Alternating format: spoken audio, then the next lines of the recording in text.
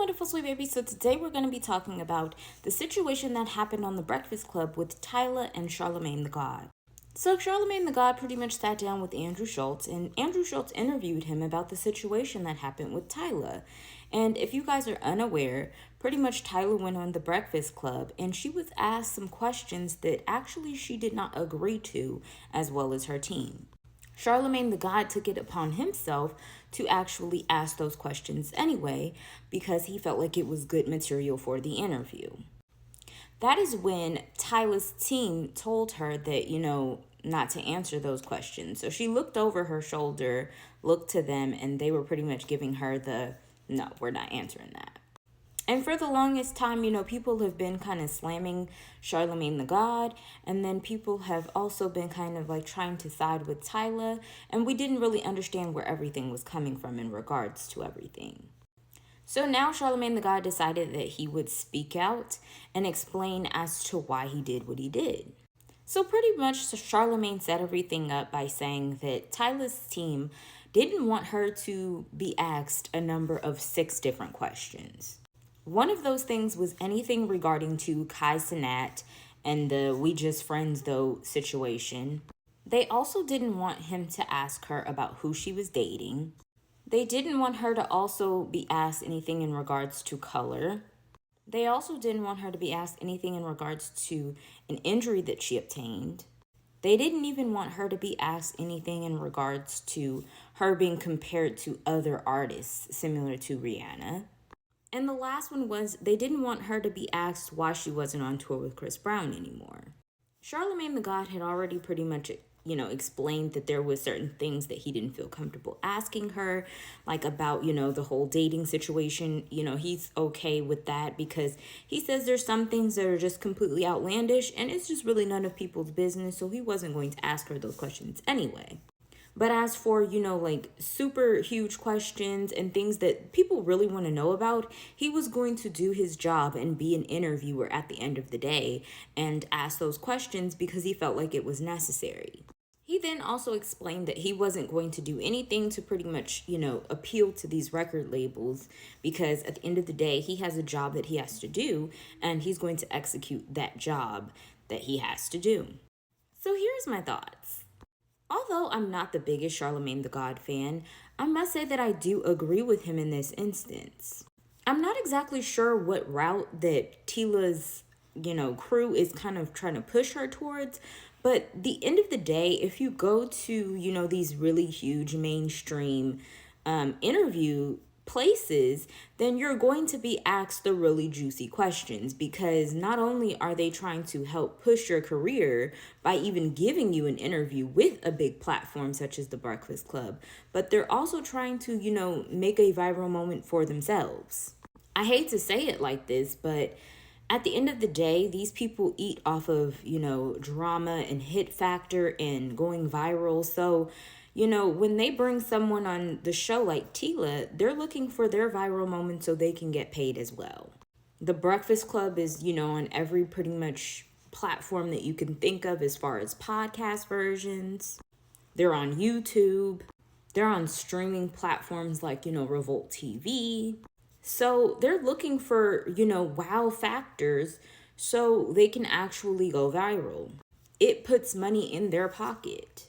And I'm not exactly sure why Tyla would want to go on a platform similar to the Breakfast Club with all these things that she has going on and not want to talk about it and address these things.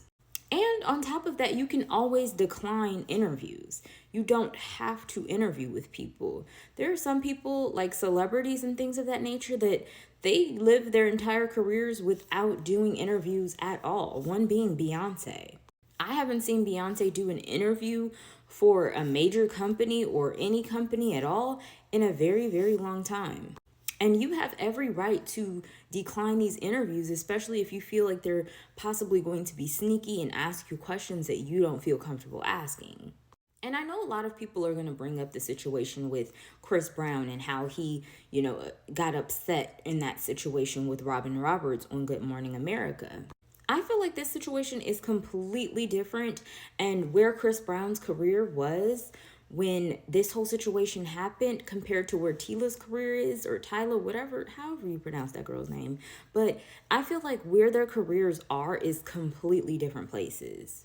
In this instance, this was a year after, Chris Brown had that whole situation occur with Rihanna. And during this time, he had already put out a new album. He was already trying to move forward and do everything he could with moving forward and building his brand back to where it was. And he had specifically asked them ahead of time to not ask him questions in regards to his past. And I feel like, once again, where Chris Brown's career was at that time, it was completely just for them to actually honor that. There was a lot that he had going on with, his album. They could have asked him, was he going to get ready to tour again? Who were features that he was thinking about working with in the future? Where he seen himself?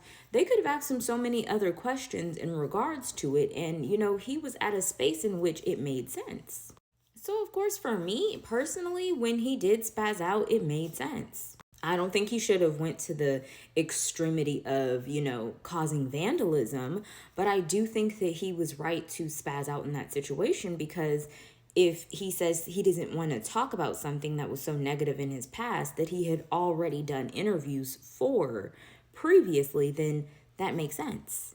With the Tyla situation, on the other hand, I really don't think that she did any interviews in regards to the whole color situation, the Kai Cenat situation. There was so many lists of things that she had to publicly address for the sake of her fans, for the sake of people that were questioning things in regards to her career. So there was a lot that she had to talk about. And I feel like with the level of where her career is, she really only has one hit song right now. And the rest of the things that she has is really on an up and coming list. No shade, but it is what it is. So at this point, I feel like she's going to have to do as many interviews as she possibly can to clear up a lot of things that are going on. And in this interview with Andrew Schultz, Charlemagne the God even said that, Kai Cenat had just recently done a stream with Kevin Hart. And with this stream that he did with Kevin Hart, there was a sign that was held up that said, "We just friends though."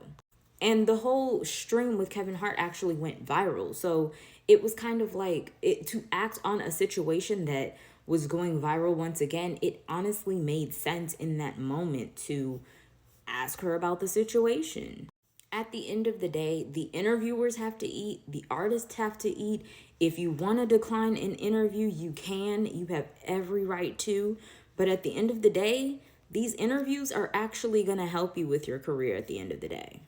I hate to say this, but Tyla needs to realize that she can't always look to her team for, to help her. Sometimes you have to say, my team does not have my best interest in this moment, and I have to actually drift away from them, answer this question in the best way that I know how, and go ahead from there.